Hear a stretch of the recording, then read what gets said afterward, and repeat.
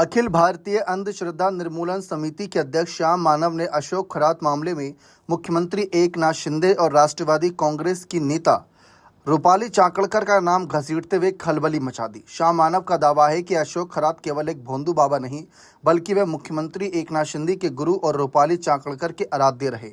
उन्होंने तंज कसते हुए कहा कि हमें एकनाथ शिंदे का आभार मानना चाहिए, क्योंकि यदि खरात उनके करीबी नहीं होते तो शायद यह मामला आज घर घर तक नहीं पहुंचता।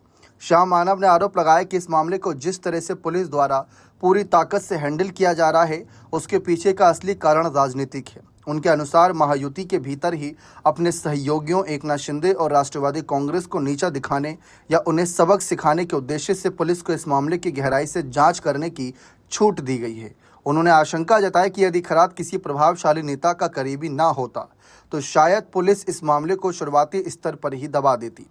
अशोक खरात के कामकाज के तरीकों पर रोशनी डालते हुए श्याम मानव ने बताया कि ये भोंदू बाबा बेहद शातिर था।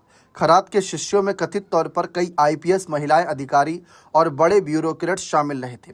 खरात विभिन्न माध्यमों से प्रभावशाली व्यक्तियों की ब्लैक इनकम की जानकारी निकालता था।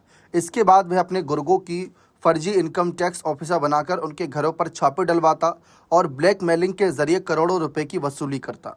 श्याम मानव ने सवाल उठाया कि इस लंबे खेल के दौरान किसी भी पुलिस अधिकारी या राजनेता ने हस्तक्षेप क्यों नहीं किया। समाज की मौजूदा स्थिति पर कड़ा प्रहार करते हुए श्याम मानव ने कहा कि देश में आज भी लोग गुरु के नाम पर किसी के सामने भी समर्पित हो जाते हैं। उन्होंने खरात के साथ महिलाओं के वीडियो का जिक्र करते हुए कहा कि ऐसे बाबाओं को कुछ भी करने की जरूरत नहीं होती, केवल गुरु होने का ठप्पा ही उन्हें सब कुछ उपलब्ध करवा देता है। उन्होंने दुख व्यक्त किया कि जिस देश में महिलाओं की छेड़खानी पर मारपीट हो जाती है, उसी देश में हजारों महिलाएं संस्कृति के नाम पर खुद को ऐसी ढोंगी बाबाओं को अर्पण कर रही हैं। उन्होंने इसे भारतीय समाज का एक भयावह और कड़वा सच करार दिया है। फिलहाल रूपाली चाकणकर ने तो इस मामले पर कहा कि उनका कोई ऐसा कुछ खास संबंध नहीं था। हाँ, ये सच्चाई है। उन्होंने सच कबूला कि उन्हें यानी अशोक खरात को आध्यात्मिक गुरु मानती थी, जबकि एकनाथ शिंदे इस मामले पर अभी कुछ भी कहने से बस्त दिख रहे हैं।